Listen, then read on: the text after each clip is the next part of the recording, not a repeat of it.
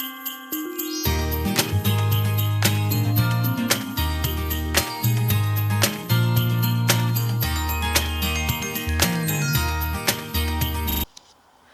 I'm Becca and welcome to my channel. Today I'm going to show you how to make my whimsical pendants or beads, whichever way around you want to make them.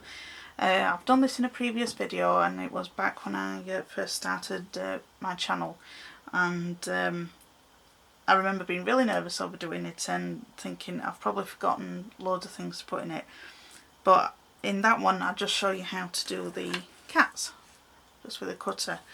But since then I've started making them with different shape cutters. So this is a little puppy, and then I've got a little elephant, so it's really nice, and then I've got some butterflies as well. And then if you want to go for something really big, I've done some these from an Easter cookie cutter set, and it's a rabbit.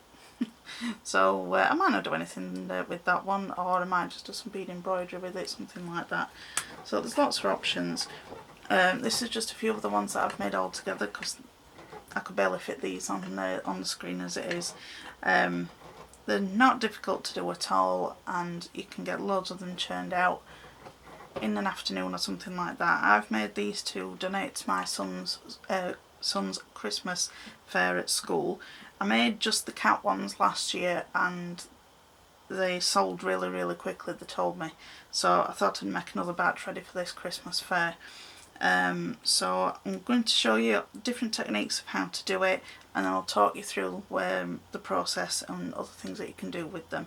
So let's get to it and I'll show you how. Okay, so to make these pendants you're just going to need some regular cookie cutters. When I first did this video I just used the cat cookie cutter that I've got, but since then I think hopefully I'm a bit better explaining myself in videos, because I remember doing the first one and I was really nervous of overdoing it. But since then I've collected a lot more cookie cutters. This is just a selection of what I've got. I've also got a little puppy one that I've got, which is really adorable. And then I've just got some sea life ones and butterflies and a little teddy bear. Whatever shape you want to use you can use. Now if you haven't got cookie cutters, don't think that you can't do this. What you can do is you could use some, if you've got a stencil, and use that as your cutout and just trace around the outside, or you could cut your own shape out. You can either print a shape off and cut round it, or cut something out of a magazine, or just draw it freehand out of paper, and then you can cut round that with a craft knife. So don't worry if you've not got cookie cutters like this, you can do it with the other ones. This is just how I do them. Okay, so I'm going to put these to the side. So first technique that I'm going to show you is sort of clay embroidery technique. I'll zoom in a little bit now that we're doing this.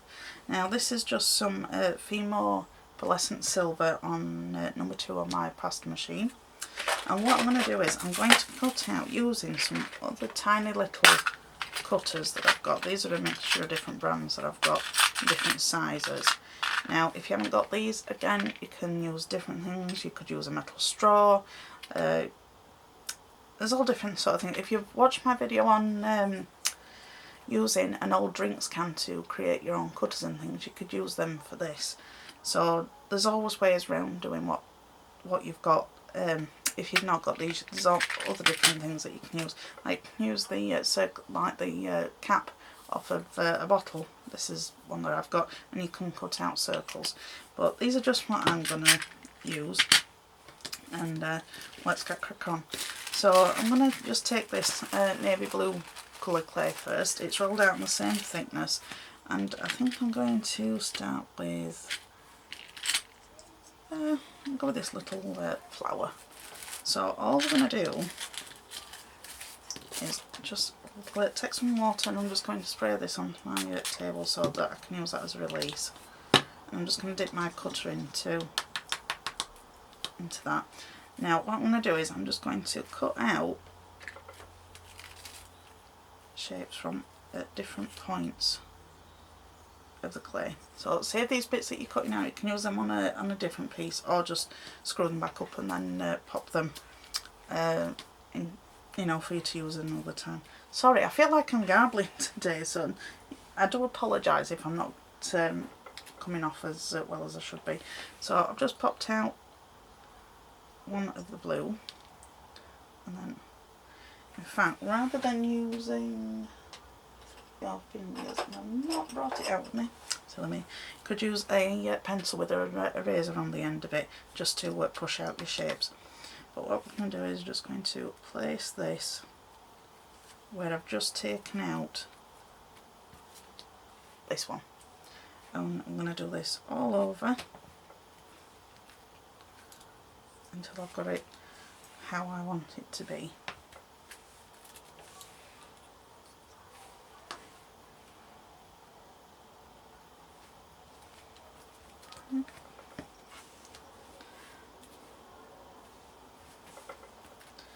So this is a good thing to do for if you're sat in front of the telly or just listening to some music. It's not something that you can rush, it's a process. And it can take you a while, but that's the fun of it, in my eyes anyway. So if you want to do a pattern, then feel free to do a pattern. I'm trying to do random, but if you watch my other videos, I find it really hard to do random. Without even trying, I end up making some sort of pattern. But I will try my best to stay random. Right, let's take one over here.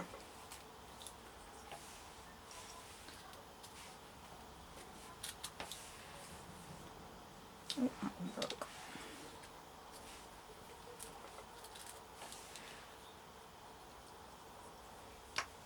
Okay. So that's just what I'm going to do. I'm going to get this colour done as far as I wanted to go with it. I'm going to go off camera because you'll be bored to tears if you're watching me do the whole thing, and then I'll come back and show you. Okay, so I've got all my flowers put on, and so as you can see, I've done a few that have come off the edge of the original piece of clay. That one's coming off. So those pieces I've just put back in for squishing up. I've saved the whole flowers for me to be able to make something else with. So that one just slots in there. It's probably best not to pick it up while you're doing this part. So that's that. And so what I'll do now is I'll just go around and just trim off the bits of excess that we don't need, so we can save that for something else. Because we don't want to waste any clay, because one, it costs too much and it's very, very precious. So, and it can be a bit expensive when you're on a budget, and crafting at the moment, it's my escape from all the worries and money issues of the world. But I've built my collection over a good many years, so that's why I've got the stash that I have. So don't think you've got to get everything that I've got here. This is just what I've got. So right now I've got some sort of a tropical type green, I'd say. I'm just going to pick another shape. Let's go. Look at this little oval. Look at this oval. It looks a bit like a leaf. Okay. You can also use these little plastic plunger cutters. It's got all different shapes and sizes of those as well. So you don't have to use these little metal ones. So I think I will take these as though they look a bit like a leaf. So I'm just going to cut it out where I want to put a leaf. I just grabbed a pencil because I can't get my fingers down in there, and I've just pushed it out. And again, I'm just going to save this to the side, and it's going to be the same process as before. So this one hasn't got rubber on then, so I'm just going to be a little more careful. Now, you don't have to do it completely out of base colour clay, you can overlap these. So let's do one of those then. So put this way. So we'll overlap the flower just a little bit.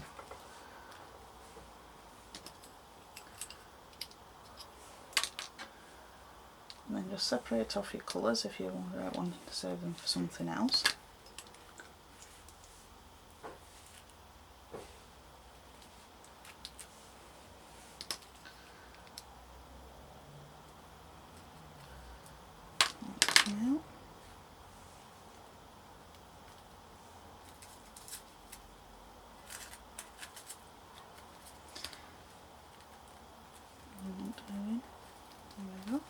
And then you just carry on doing this wherever you want them to go. It doesn't even have to be next to the flowers. This is just what I'm wanting to do. Oh yeah, I'm really bad at not being able to do work around them. Okay. But don't stress over it. It's supposed to be fun and relaxing. If anything is stressing you out, squishing clay will definitely ease those stresses that you've got.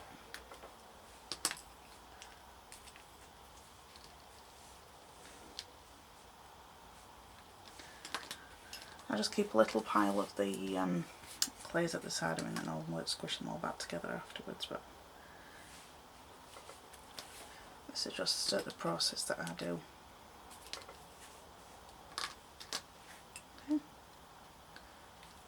That in there.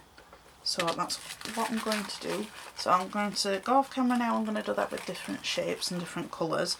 You don't need to see the whole process of that, because that really would be very monotonous to watch. So I'll get that done and I'll come. Okay, so I've got all my shapes put in now. Now the next step is just to make sure that all these different pieces that were cut out adhere to the main background colour that you've used. And to do that, you can use just a piece of paper. You could use some baking parchment, plastic, one of the cello bags that you get some of your craft products in, anything like that, or even a cereal packet, the plastic that the cereal actually goes in inside the box. That's a really good one to use. But this is just some paper that I've got from my gold leaf that I use, and I like to use it for all these.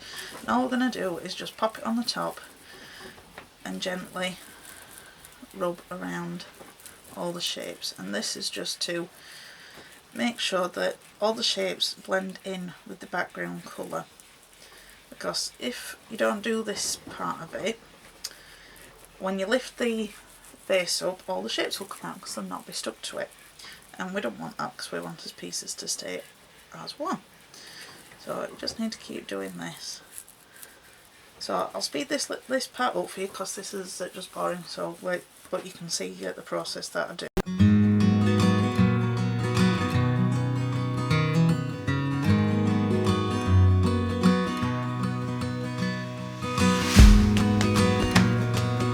So I've got that scene, so you'll see me flip it over and do it from the underside as well.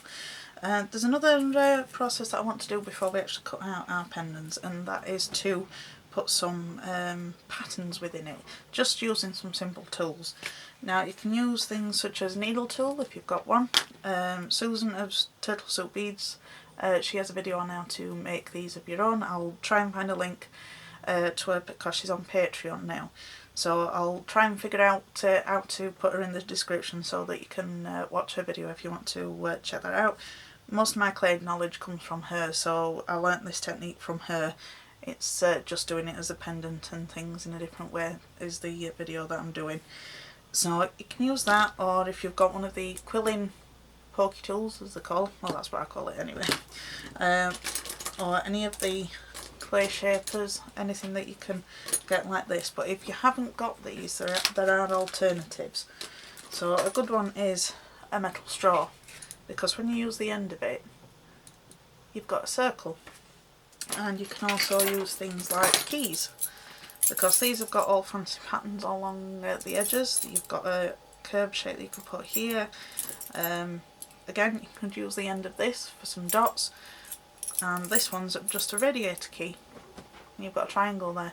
So there are things that you can use. And another one is, I've pinched this off my husband, they're some screwdriver bits, and these have got all different shapes on them and different sizes. So those are really good at making some patterns. So I'll just crack on and get doing it, and then you'll see what I mean. Sorry about the noise in the background, my cat is trying desperately to get in at the window. And she doesn't stop until she's got her own way, but she can wait today. Oh, another thing is, I've got this little cake fork as well, and I quite like that for putting dots in lines. So what I'm going to do is I think I'll put them over the leaf shapes or something like that, and then use my pokey tool to the rest of the veins on the leaves.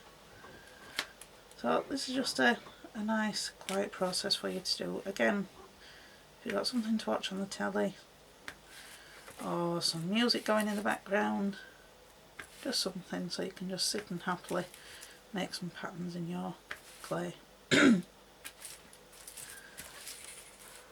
And it's easier if you've got your clay on a piece of paper so that you can turn it around easily, or even on a tile. If you want to do it on your tile, you could use that. I just like the paper, I find it easier.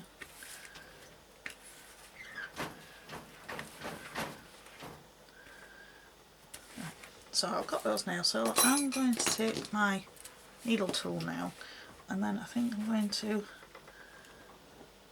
put this down the centre, and then where those holes were, I'm going to use those as points to do the other veins on the leaf. So it's not leaving much of the dents that the fork made in, but it's giving me a good spacing out so they're evenly spaced and I know where to put them.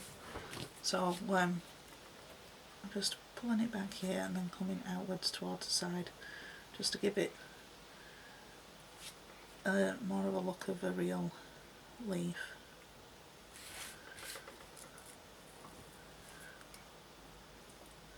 So it's just these little things that will set your work apart from all the others, especially if you're making your pieces to sell. I think a lot of people look for those finer details when they're buying something special, especially if it's for a birthday or a Christmas for someone, and they want to put some care and thought into what they're giving. And if they can find your special products, then they'll definitely be pleased with what they get. So I'm going to show you me doing the whole sheet of this, but you get the idea of what I'm doing. Now what I've also thought you could do is, I'm going to take this metal straw, I'm just going to make some circles going around.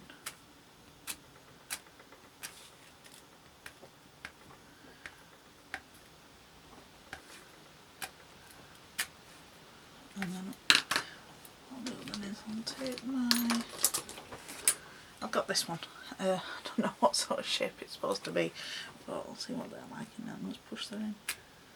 Yeah, that's pretty much the same as a screwdriver bit. You can just see. I don't know how well you can see it on there, but it's like a tiny little star. So if you want to do that effect, if you've got screwdriver bits, so these posy ones, I think they're called posy ones, they give you a similar look.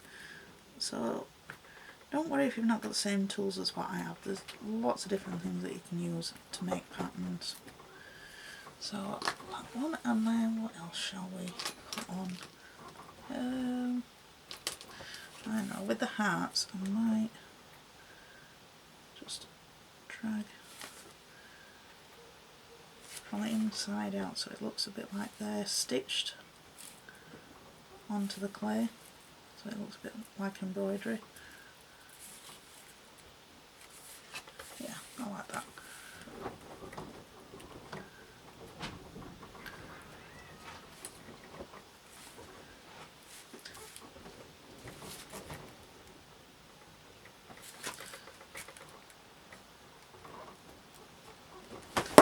So I'll do that. As you can see, I'm just putting all these different sort of markings on. Apologise if you can hear the wind in the background, it seems to have gone extremely windy since I've started filming again. What else could we do? Oh, let's do something with the flowers. I'm just showing you starting out with these ones because that really would be absolutely boring as anything to watch, but This is just a straight line, shall we see?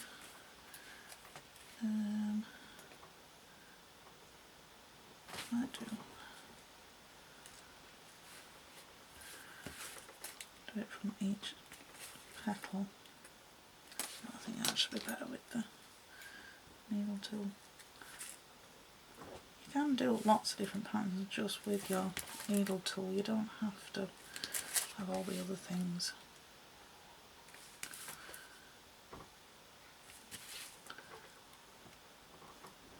Yeah. And then I'll take the straw again and just pop that right in the middle. So it looks a bit more like a flower. And you could always put a rhinestone in there. Once you've cut out what you're wanting to make, you can pop them in the middle so it looks a bit more like a real flower. So I'm going to carry on and finish up this entire piece, and once I've done that I'll come. Okay, I've got all my textures put into it now. I didn't want to go too far with it and put any more in because it does look quite busy as it is already. So the next stage is just to cut out the shapes that you want. Now I'm going to do my cat, which I've done previously before, and now I've got my little puppy dog here. I'm also going to do a little teddy bear shaped one, and then I've also got this small normal shaped pastry cutter, so I can just show you that you don't have to have the fancy shaped ones to be able to do this. You'll still get a beautiful pendant at the end of it, it's just that it's a different shape. So again, don't worry if you've not got all the things that I've got, you can use things that you've got from around your house already. So what I like to do is try to see where the pattern's going to lay with the shapes that I'm using, and try to get as much as the pattern on as I want, so it has a little bit of everything. So I can just take a bit of time just to arrange them round. Just don't press down on any of them yet until you've got them where you want them to go. Now the benefit of me doing it on camera, when I look in my screen in front of me, I can see what they're like from straight above. Well, normally what I do is I stand up and I look over it. So I think that one might be better with a little bit more of the little hearts in. And then, so I think the doggy, let's say you'll go like that, so you've got flower near your head and then one near your back, and then this one has just got a lovely flower right in the centre of it. So I think I'm happy with how they are. So then what you just want to do is just push down into your clay. Now I forgot to do it, but you can use your water release just to make sure that the cookie cutters don't stick. But should be okay. If it hurts your hands to do this, you can get a acrylic block, or even your tile what you bake on it, and just press down on them like this. Or if you've got any dexterity problems, you can do that. I find it hard pushing them down on them, but just make sure we've got all the way along. So now what I like to do is I like to just raise it up a little bit and push from underneath, and then I can feel when the cutter has come all the way through, especially with the paper being thin. I can feel it a little easier.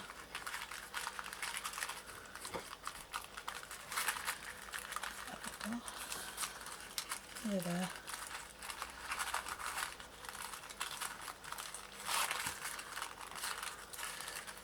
And it's a sharp cut with the metal cutters than it is with the plastic ones. Like I say, you'll still get something beautiful out of it, it's just a little more work getting the edges smooth. So I'm just taking that off. So as you can see now with the plastic cutter, it's not the smoothest of cuts as what it is like for the metal ones. So what I'm going to do is I'm just going to go around here, just smooth it with my finger, and it'll just give you that nice clean edge. Or you could even use, where's it go? You can get one of these clay shaping tools, just rub along the side of it. This also makes sure that any of these side pieces that we've cut out and put into the silver clay adhere there as well in those parts. So I've got that one there, so I'll put that to the side. So let's reveal, let's do the puppy. Okay, so I think he's all the way through. Yep, there we go. Now, if it's stuck in the cutter like this, don't worry. Just take something soft and just push around the edges. That way you're not going to distort any of your patterns that you've put on. That little leg don't want to come out. I pushed too hard on that one. Now, I'm glad you've seen that this has happened. What you can do now is, I'll show you how to fix it. So I'm just going to take some liquid clay, and I've got the piece that's come off. Now which way around is it? That way? No, it's the other side. I'll show you about it the way that it's supposed to go. So you can see that's where it's going to live. So I'm just going to take some liquid clay or bacon bond, whichever it is that you've got. I'm just going to brush it along the edge, and then that will stick those two pieces back together. This may happen if, like, because I've done it on paper, it can leach out some of the oils in the clay, so that might be why it's done it, or I've just pressed a little bit too far down when I've done the embossing or the markings that I made. So that's a little doggy all fixed. And then make sure that, again, we'll just use a blade to pick it up. I'll put that on the tile. And then it's the cat. This paper is very, very thin, so it has a toe with the cutter. That just shows how sharp the metal cutters are.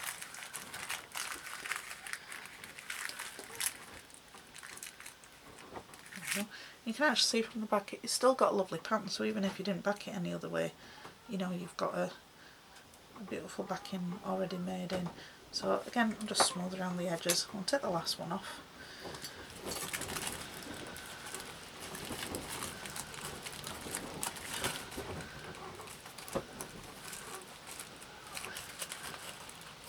Just peel it off around it.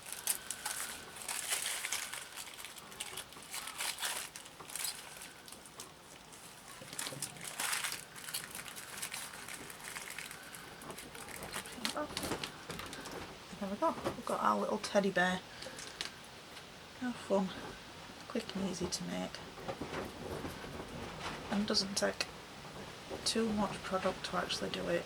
So like I say, if you're doing these for school fairs, teacher gifts, or you're giving them out to people, they don't cost that much to actually make, so that's always a bonus.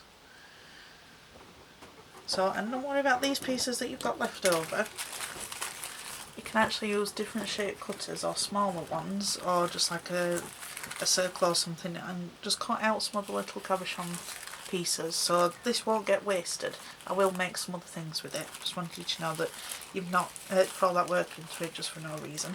So I'll pop that to the side, and then I'm going to show you how to put some rhinestones in if you wish to. So we'll go with, onto the dog, because he's already got a bit of liquid clay on him. So wherever you're going to put any rhinestones that you want on your puppy, you just need to put some liquid clay or bacon bond, and I'm just putting them in the centre of these flowers. So I want it to look like a real flower. And then I'm going to take these are some that have got the pointed back on, I think they're chantons, and then these are some flat back ones. I think I might use these ones. I'll put a few in. So I've got my pot here, try not to knock over your pot of rhinestones if you've got them like me, because I've done that before and they go everywhere. It's right pain picking them up. Oh, there we go. I'm just going to get my little bit of pick up wax stuff, whatever comes with this. Is from a diamond art kit. It's fantastic for picking up rhinestones. And then I'm just going to hopefully pick one up, and then I'm just going to put it into the where I want it. Now I want to put a few in. Oh, another one stuck to me. So I've got 3 there. I think 3 is a nice number.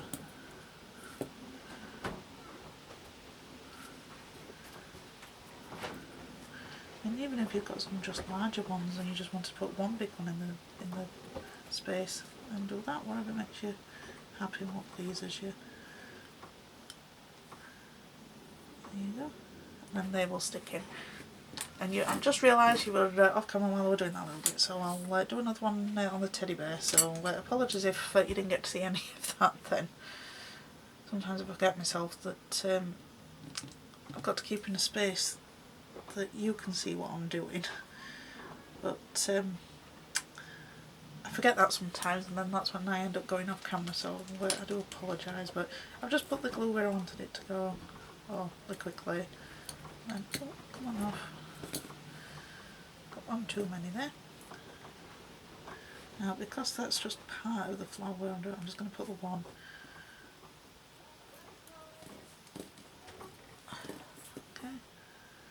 And then I'll put 3 in this one.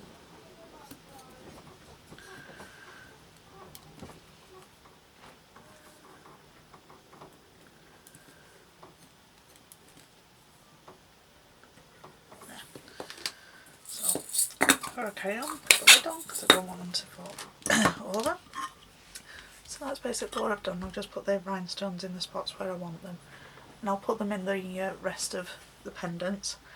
And then we'll be on to the next stage. So next time you see these will be baked, and we're going to put a backing on them.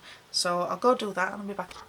Right, so the second way that we're going to make a sheet for us to cut some more pendants out is the similar sort of technique, but we're going to use canes rather than cutting shapes out and putting them into it. So we're going to take slices of different canes and make a veneer like we did before, but it's just kind of this way. So this one will have a little more detail in it because you're using cane work. Now don't feel bad if you've not got canes or you don't know how to make them. They're easy enough to pick up. I've not done too many cane videos yet, but if there's any in particular you want me to do, then pop it in the comments and I'll do my best to do it. So this is my big box of canes, so I've got absolutely loads to pick from. So I'm going to pop it to the side for now, so you don't need to see that all the time. But I'm just taking a Skinner blend now, and I've just done it with some pearl, pink and purple. I don't know whether you can pick that up, but I wanted it so that I could have different gradients on whichever side that I'm going to angle the piece on. Right. I seem to have misplaced my piece of paper, but never mind, we can cope without it. So I'm just going to take some different canes now. Which shall we? Oh, let's go with these ones because I really like this one. But I don't know whether if I've got any reduced. So whatever canes that you want to do, you'll need to reduce down to whatever size it is that you're wanting them for. So I think I'll just take just a chunk of this. I don't want to reduce it all down because we'll be there forever, and I don't want to use the entire thing. So I've just taken a chunk and I'm just spinning it round. So I'll speed this bit up because this is just reducing it, and I'll be back when I've got it as small as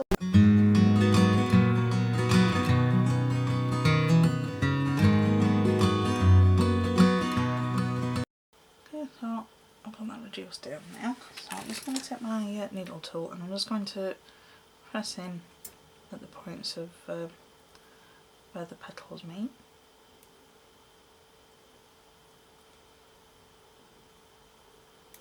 And I'm just going to take some slices. Hold that over here. So, okay, and then it's just a case of doing like what we did before and just filling the area how you want it to look. So this is very similar to the other one, it's just doing it in a different way. Now this one will be probably more textural, as in that it'll have more raised up pieces than what the other one did. But you can still put your textures in like we did on the other one, using your tools or whatever you've got around you to make some different texture patterns in. But I think I'm just going to stick with the cane work for this one, just so I can show you the difference between the different things, like with the added texture in it and without it.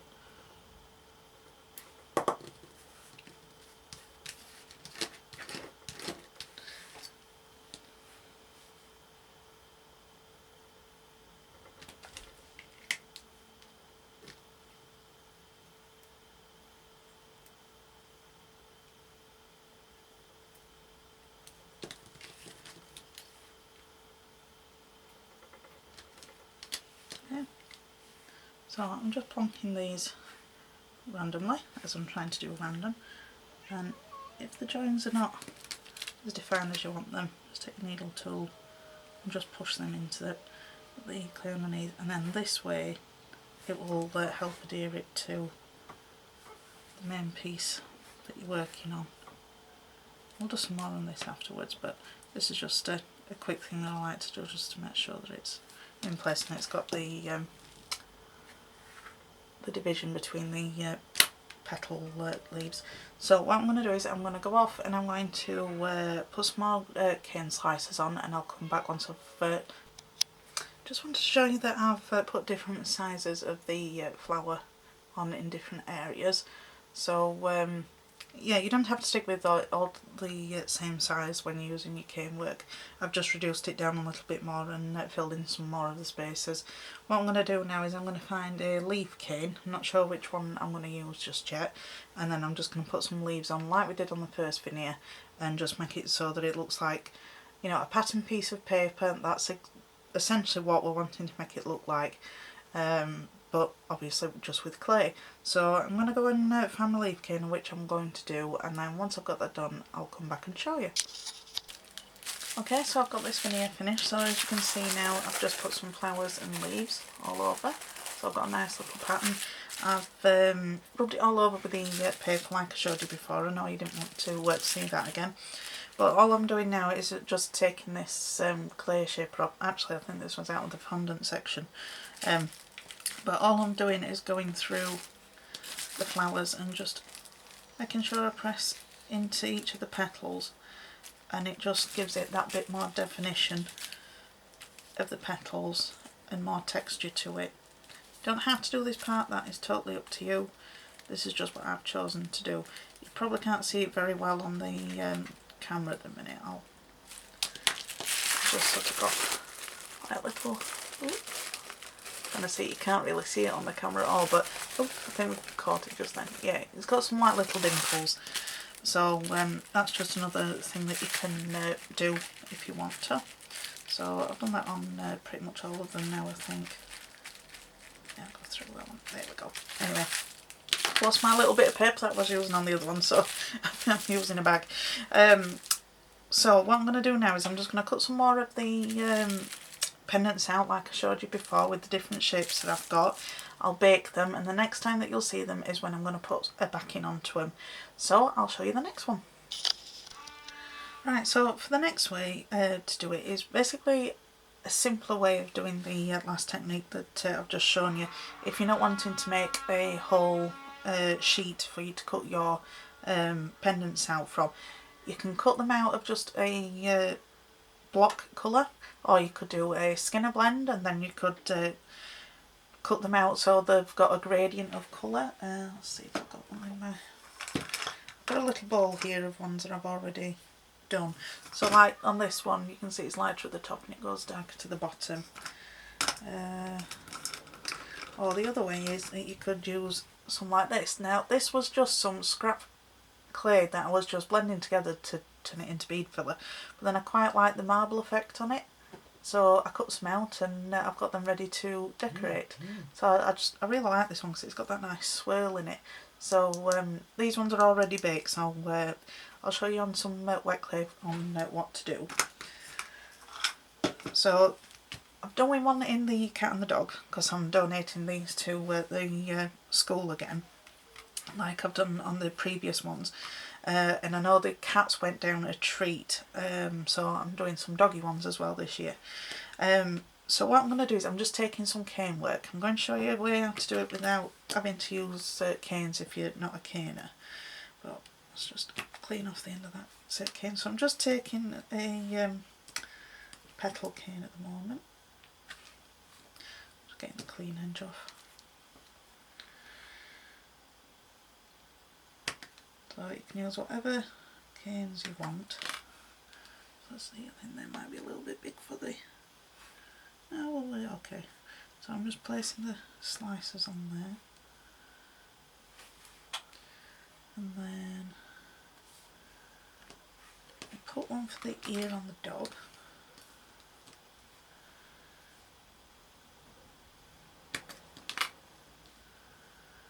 So just position that. There is the ear will go. What else shall we have? I'm trying to use all the different ones that I've got already reduced so that you can... so I've got a rainbow cane, or I've got that little one that we used on the other ones. Sorry, I'm mumbling. I know I'm mumbling, I'm just trying to pick another one. Let's go with this one that's already reduced. So I'm just going to take some slices. Can't see them. I'm trying to work as close as I can so that you can see what it is that I'm doing. All I'm doing now is just taking a few slices. So just take my needle tool, and then for the cat I like to make it look as though it's the tail. So I'll do them in a pattern so it looks like that they're moving, and you can overlap them. And if you're a cat lover, you'll know that the tails rarely stay still, or my cats do anyway. Okay, so I've got my little tail for my cat, and then let's do a few for the dog.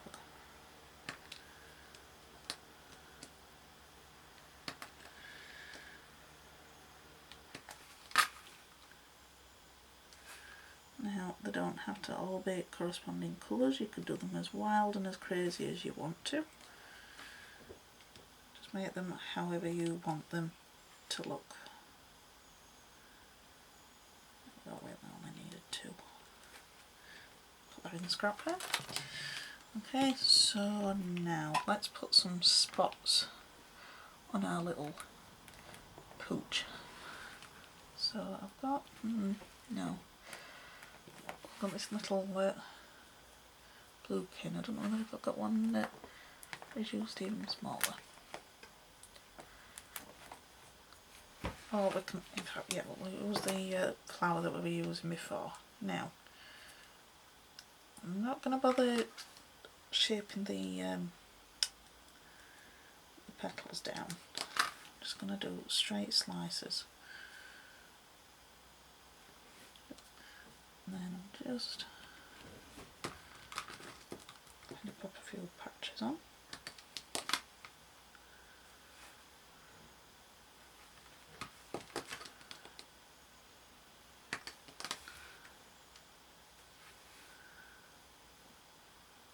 Okay, and one more I think.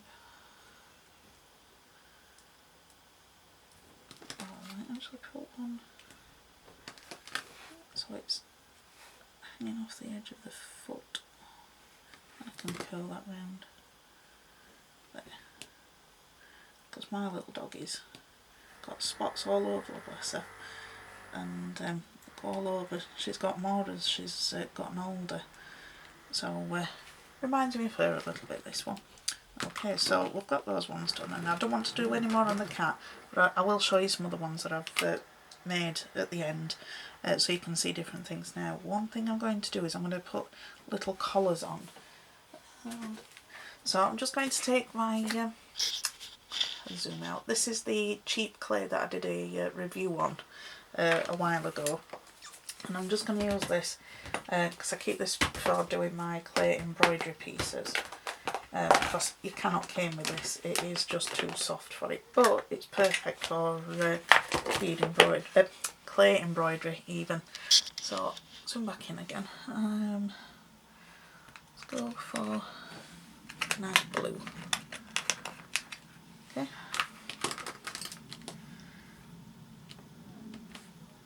And it's really quick to condition it. I mean, see, you only have to squeeze it a couple of times and it's already conditioned. Just put it through the pasta machine and then it's, there we go. Right, so let's just straighten this up.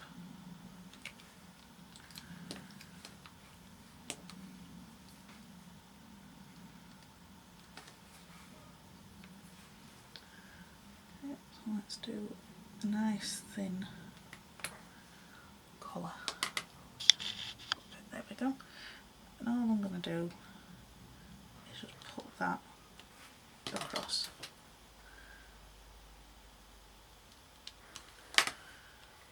And then we've got our little collar.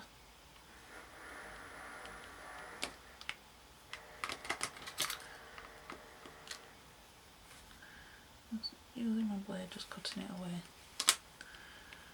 That's all you need to do. Now, it's up to you whether if you want to put an eye in for your little puppy or your cat if you're doing it forwards, or any of your other animals that you're going to do. I'm going to leave him without an eye, but when I do put an eye in, I just use a little black seed bead and I pop it in there. So that's those ones. So I'm going to put these on tile and make some more that are like this, and then I'll come back and show you another way.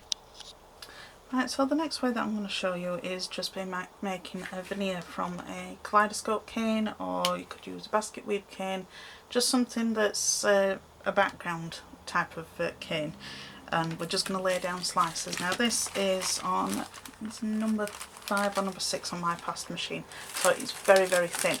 The reason being is that we're going to be putting slices of a cane onto here, and then eventually I'm going to be backing them like I've showed you before. So I'm just trying to focus things, so I've gone a bit blurred then.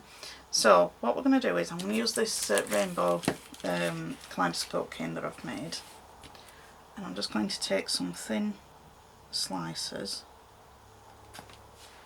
and if you're using a square cane like I am here, every time you do a cut I like to turn it so it's onto the next side. This will help reduce the amount of distortion that you'll get from the cane as you're cutting down, so it'll be equal on both sides. Yeah, both sides, or 4 sides even. Okay, so now depending on what pattern you've got is how you want to lay them down. A bit close for you, so let's...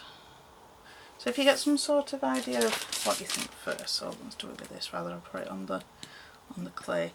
So as you can see, there's different points of it that you could put together, and it will create a different type of pattern. So you could always something like this, and then so then that will create another image because you're repeating the pattern into another one. Okay, just bring it up a little bit closer. So that's the sort of idea that I'm talking about. So I'll bring back in with one. I think we will. We'll go with that one, because that's the one that I'm showing you. I'm just going to start in the top corner. You don't need to do as big a sheet as what I am. I'm just doing it because I'm making these to send to school, like I've mentioned. So I'm just going to on. Now you can overlap them a little bit. This will make sure that they're joined together. We are going to do the rubbing technique like I've mentioned before. I'll get one that might go in there. Now I've got a tiny little hole in the centre of this one, so when I rub this out and I'm burnishing it all together, hopefully that will join up. No, there's no wanting to come off for me. But I will just keep on repeating this pattern, so it will go like this.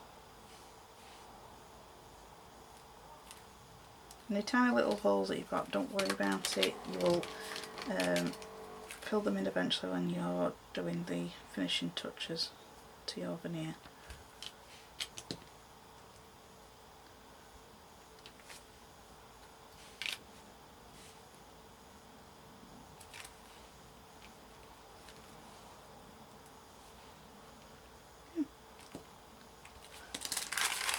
Sorry, I don't know whether if I can came off camera then, but this is basically what I'm going to do is, and I'm going to fill this entire sheet up with this.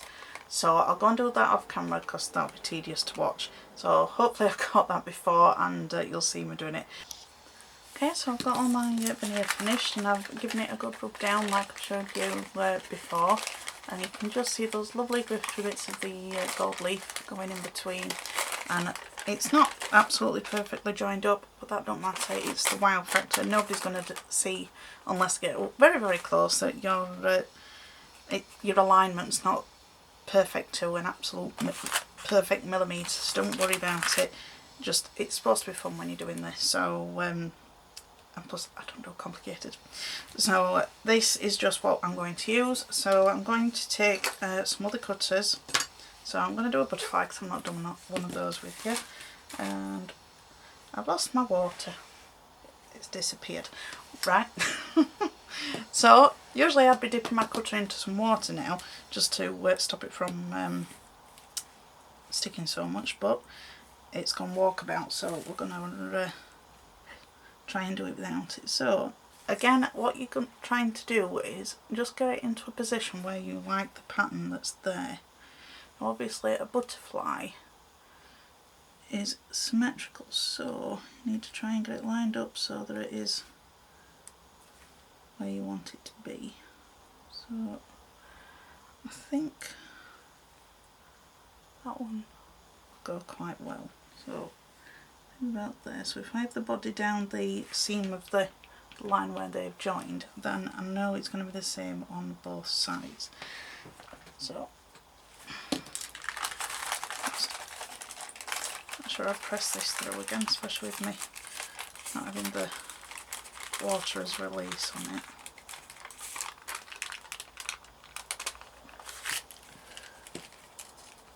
There we go, and then just push it out gently. So there's your butterfly. So all I'll need to do is just go around the edges and buffer them up like I've done before. So I'll just put that there. So I'm going to do a little elephant. So this one, doesn't matter how you have it. Well, it doesn't matter anyway, whichever way that you want it. I'm just going to do it like this because I don't think I've done an elephant in any of the other ones yet. So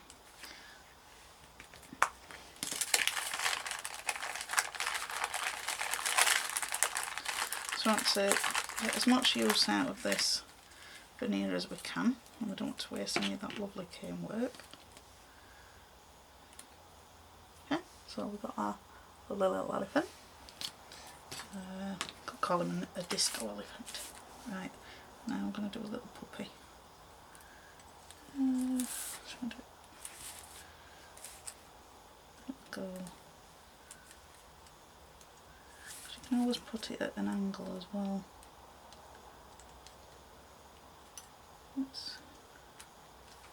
I'll go with that one.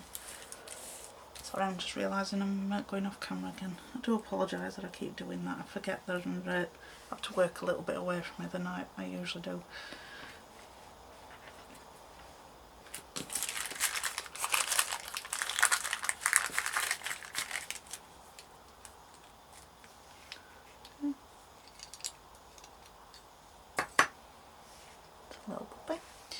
So I'll see if I can get something out of this one.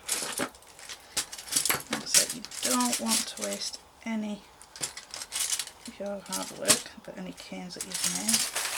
So these, I've got some 100 cutter butterflies, and then I've got some that are just like this, the regular butterflies. I like these ones for when I'm doing this sort of thing, so I can see where I'm going.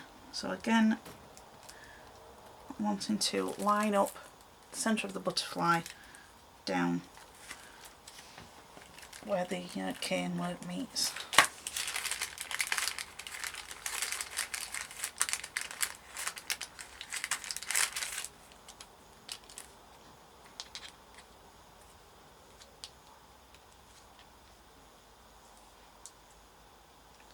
Gently tease it out. And I've got another butterfly. And you've got all that patchwork, and then you've got these bits left over that you can do lots of other things with. I've got some other videos that will show you what to do with this. So these are the ones that I just made from a simple veneer, from just laying down slices of cane. There's nothing hard to do about it apart from actually putting your cane together if you've not got one made, and that's it. So you just need a thin piece of your clay just to lay them on top, just so that they all stick together. And then, like I said, once this side is baked, we're going to be backing them, and that will make them a little bit more thicker and more sturdy to make into a pendant or a bead, depending on how you're going to use it. So I'll put these in the oven and I'll show you them once they're done, and I'll come back with them. Right, so the last method that I'm going to show you is just by doing some clay embroidery, and I'm using the budget polymer clay that I've done a review on before. The reason I'm using that is because you cannot use that for caning. I don't know whether if I've already mentioned that earlier on in the video. So I like to keep it for when I'm doing these things, when they're not going into a cane, because it simply is that it's too soft for you to do any cane work with. So I like to keep it for this. So I've got a piece of regular female clay as the base, and I've rolled it out to number 3 on the pasta machine, and I've cut out my little pup. So coming a little bit closer. So what I'm going to do is I'm just going to create some patterns using different colours over it. So it's a bit like how you've done your slices of cane work, but you're just doing it with plain pieces of coloured clay. So I think I'll take, because we've got a purple, let's take a little bit of this blue, because you want them to stand out. So I'm just going to chop off a little bit, because you don't need a lot at all to do this. Like I said, because this is really, really soft, it takes very little to condition it. That's just taking a few rubs from my hand, and the heat from my hand, and it's already really soft. So I'm going to roll these out into a sausage or a snake, whatever you want to call it, and just make it really, really thin. If you've got an extruder, you could use that. Oh, I'd rather just do this, it's a little bit quicker. Plus the extruder can be rather noisy when you're filming, because it squeaks really loudly. Mine, don't know if that's the same as everybody else's, but my extruder, when I'm trying to push clay through it, it squeaks really bad. So I thought I'd save your ears a little bit. Okay, so I've rolled that out, and then all I'm going to do now is I'm just going to neaten up the edge, and then I'm just going to take some little slices. If you try to keep the previous one on your blade and then move it along, you can sort of get a rough idea of the same sort of size slice that you're cutting off. Okay, you can see I've got my little bits of blue here, and I'm just going to roll it in my hand, and then I'm just going to roll the end of it. Now you can't really see because it's that tiny.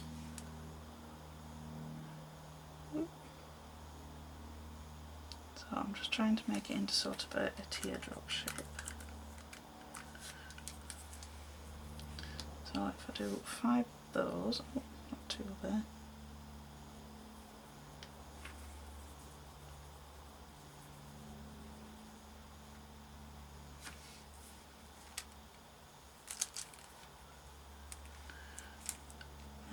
we're doing is we're just going to put them into a flower formation.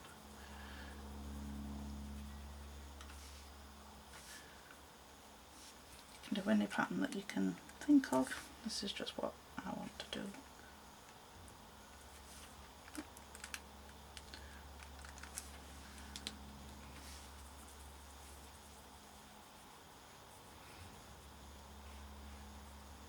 Just wanting to make it thinner at one end, it's just so that when it goes in you're not going to have a big wedge in the middle. So I've got 4 there. We are going to have time to wiggle these around a little bit, it's just placing them on so you've got a rough idea.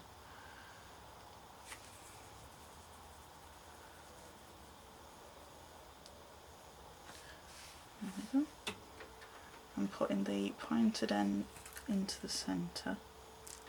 Okay, so you've got some sort of little flower shape, as you can see. And then I'm going to take my needle tool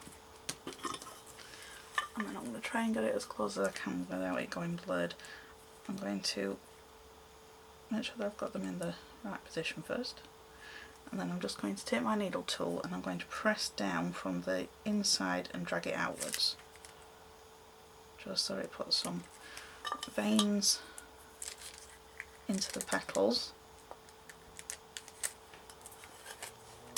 and it will make it adhere to the other piece of clay. It's really hard trying to do this up in the air so that you can see, but I'll try my best. Okay. I'm doing it well.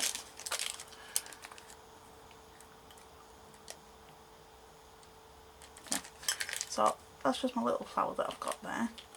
So a little bit might be a bit too close, that's why you're not seeing it very well. So you've got your flower there anyway, so I'll just show you this one because you don't want to watch me putting all of them on because that really would be boring.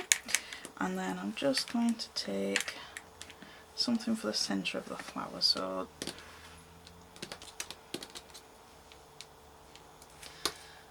take a little bit of this yellow off. We're basically going to do the same, but we're just going to put a blob in the middle.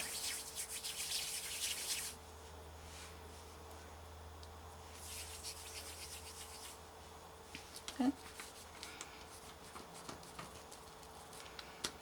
This type of clay will be really good for if you're wanting to do any modelling with children because they don't have any of the laborious conditioning to do. In the UK I get it from, there's the Range, the Works, sometimes the Pound Shop has them. I'm trying to think where else that they've had them.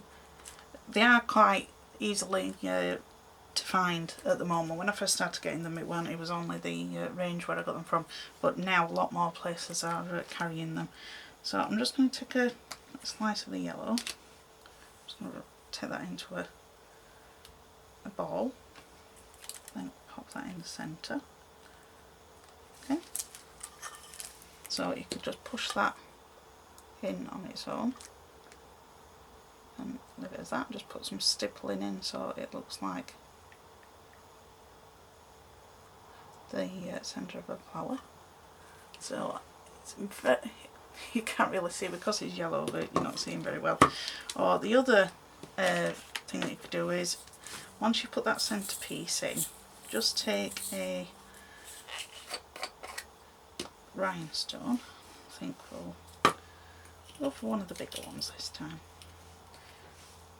And my gem picker upper has gone. Never mind. I'm just going to put a little bit of wet clay, liquid clay, not wet clay, into the centre. And then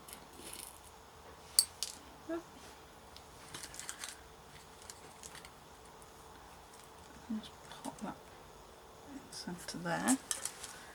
And then take into my pencil and just push it into it. Okay, so I've got a nice little flower, and then you could make some leaves. So I'm just going to take some green. we'll be doing this all over the pendant. It's just showing you the methods, because it will take a while for me to do, but you do as much or as little as you want when you're doing this. So again, I'm just taking some little slices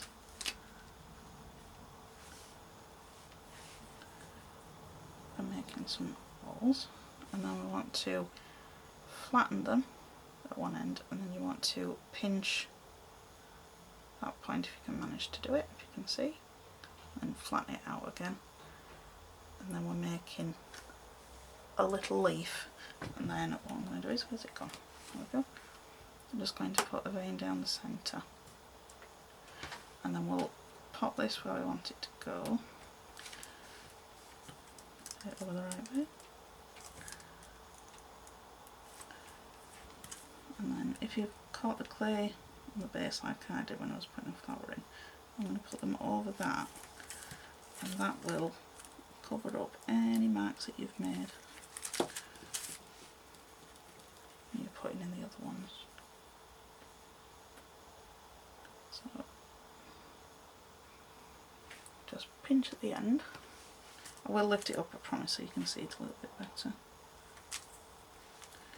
And if it's not exactly how you want it, just use your tools or your fingers just to get it in how you want it. So again, this is just something that you can sit and do in front of the telly, and you don't have to think too much about it. So I'm going to finish this off, and I'm going to make a few more in this style, and I'll bake them, and then I'll come back and show you how to back them. Right, so I've got all my pendants baked, and this is just a few of them, because I've got quite a few that I'm needing to make. And I'm just going to show you how you can back them, and there's two different ways of hanging them. Well, three if you include bead embroidery, but I'm just going to show you the two ways today. So I've just got some pearl grey clay.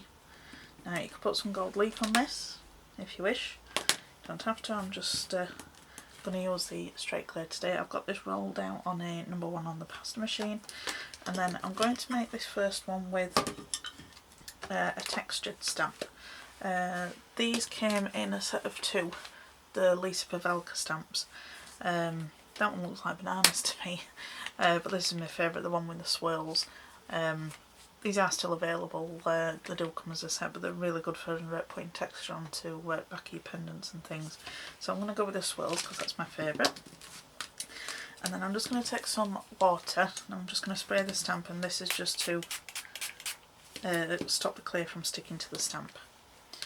And then I'm just going to put the clay onto the stamp and push into it. Susan on Untitled beads that I learnt this method from, it's called the kitty cat method.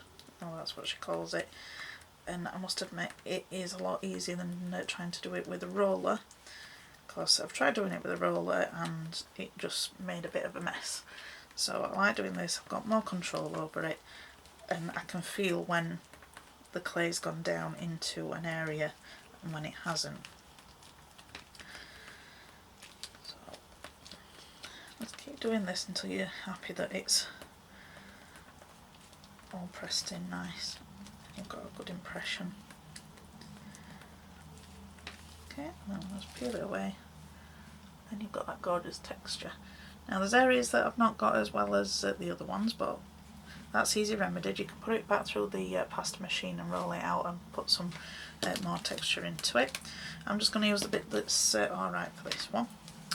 So I'm going to show you how to do the cat and the dog. The reason being for this is the dog is a directional cutter where the cat isn't. The reason being is because if you're putting the texture onto your back of your puppy, you don't want it to be facing the same way, because you're going to be actually backing it that way. That's the way you need it to be facing. So if you turn your texture plate over and then you pop it in that way and cut it that way, and just take out of the cutter. And then when you stick them together, when we finish it, it's going to be facing the same way. Whereas with the cat, it doesn't matter, because the cat doesn't make a difference which way around you cut it. So whether if you cut it from the front or the back like I've just done, it is going to be exactly the same. Okay? And that'll be that one. So there's different ways that I like to hang my pieces. The easiest one is probably using an eye pin. You don't have to use the eye pin, you can make your own. So I'm just going to take some software, I think it's 32 gauge if I remember right. So I'm just going to take a little piece and snip it off. I'm just going to take some round nose pliers, zoom in a little bit so you can see a bit better what I'm doing. And I'm just going to grab the wire around here to whereabouts I want the set to go, and then I'm just literally bending it around and forming that loop and then straightening it up. So then you've got your own eye pin. So don't worry if you've not got like the ones that are pre-made, it's absolutely fine. You can just make your own. So I'm just going to give it a squish with some flat nose pliers just to make sure that it's all level and squeezed together. So with the puppy, if you hang it from here, from this point, he's going to dangle this way. And if you did it from here, he's going to be facing down. But if you want him to be straight up, you'd have to put it like this and have it just sticking up a little bit, because obviously you've got his head here. And if you're wanting it to string like from one of these cords, which I've done previously, you're going to have to raise it above the head or to the same level as the head so that it makes it even. So depending on how you're wanting to hang it is where you put your eye pin. So I'll do this one from there where I've just showed you, and then you'll get a better idea of what I'm meaning. So you just want to measure out where you want your eye pin to go, and then just snip it off. And then I like to make a little sort of hook at the bottom. This is just to try and keep the pin from sliding out so much. And then I'm going to take some bacon bond and I'm going to cover the back of the dog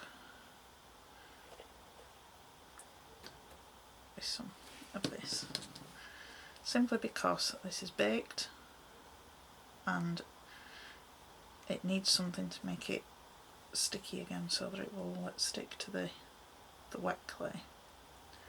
Plus putting this in helps with the eye pin staying in place.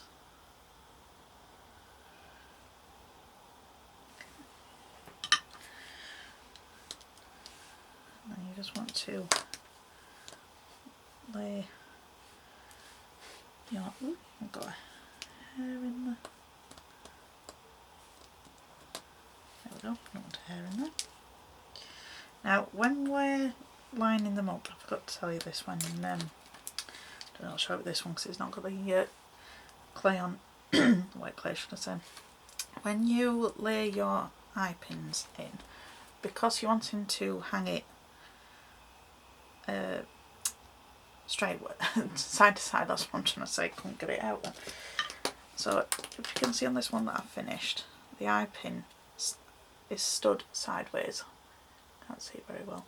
So the jump ring or the cord that will go straight through here will go side to side. If you have it like this, it's going to twist and it's not going to hang properly. So I'm just going to change this little hook. So at the moment I've got my eye pin facing up the way that it should be, and then when it's inside the pendant, we need a loop to go in the opposite direction, or the hook in the opposite direction. So that's going that way, and then the bottom's curved to the side. Okay, so let's move our little kitty out of the way. I'll use tweezers because my big chunky fingers, you don't want them in the way, you won't be able to see what I'm doing. Right, so I'm just going to lay it where I want it to be. Now if it's not completely right, once it is baked, you will be able to adjust it then. So just try and get it as best you can where you want it to be. But because the bacon bun is slippery, it can be a little bit awkward.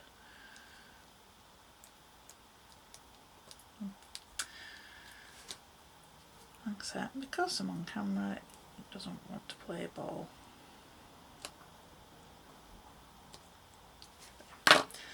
So I'll pull it up once we've got the backing on. So we've got the textured piece. I'm smoothing the edges like we did originally. And then I'm just going to pop that on the back.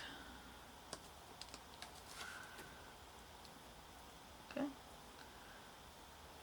And then squish it out, and it's a good thing if you can see the liquid clay coming out, because you know that it's covering it all over. If you just make sure you try and push the clay around that pin, and then this will stop it from moving about. Now you will lose a bit of your texture as you're pressing this down onto it, but it is just the back. I've just put the texture on just for a bit of added detail. And then you can just use your fingers going around the edge, smooth it round. Now you could also do your backing the same colour as the front. I just wanted to have it different, but like I say, it's totally up to you. Now if you don't like the blended edge going round, you could take your needle tool and make some lines into it,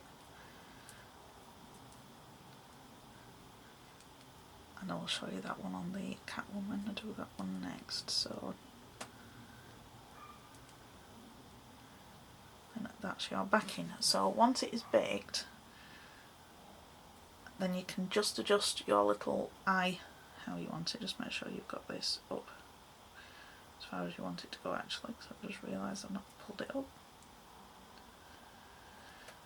And then by doing that, you're actually pulling the hook that we've made at the end into the clay, and it will keep it stuck inside it better. Okay, so that's that one covered up. Now with the cat, like I said, it doesn't matter whether if it's directional or not, because it's just exactly the same. So with these ones, you can actually make them into a bead rather than just a pendant. You could do it with a dog as well, but it's just a little bit easier when something that's got a wider bottom. So if you look with the dog, it's just the bottom of the feet, so you'd have to have some beads going in between the legs if you wanted to put some fringe on. So you could do that. I'll show you. What we need is, you need your cat front and your back, depending on what you're wanting to do. And with this one, I'm going to show you how to make it into a bead rather than just a pendant. So I'm just using these bits of wire just as for you to be able to see what I'm doing properly. So I'm just going to cut that in half. Now I'm going to be putting 2 holes within the bead. I'm going to have one go in on this side, and then I'm going to have one at the bottom. And this gives me an option of putting fringe in if I want. You could just put a hole in from top to bottom if that's what you wanted, going down that way, but I'm going to put something going this side to side just for a bit of a change. So, where's my brush gone? Oh, there we go. Get some more bacon bond.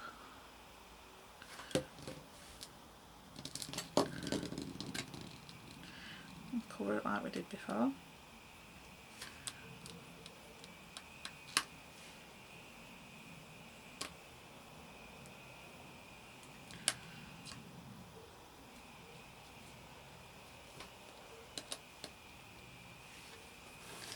Okay. Now these are instead of using skewers, don't go and drop them. So you want to get them as straight as you can. So obviously you want them to be level for when you're beading. So this one's got a little bit bent because it's been round on the coil. Straighten it out a bit.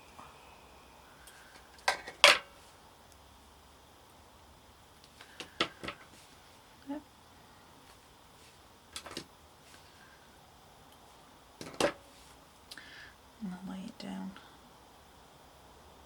go through there. So then I'm going to take my backing and then lay it over the top.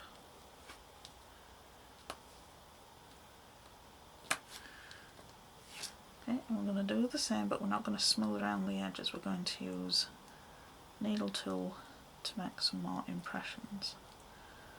So I like to leave the wire in while I do this, just to make sure that it gives that space that I want to be able to drill through if I need it to be a bigger hole. So press down as best you can, make sure try and get that wet glue to come right to the edge, because that's what we want to make sure that it all sticks together. It will move about because it is wet, so don't get stressed over it, just take your time. Okay, and then I'm going to take my needle tool and then I'm just going to press into it.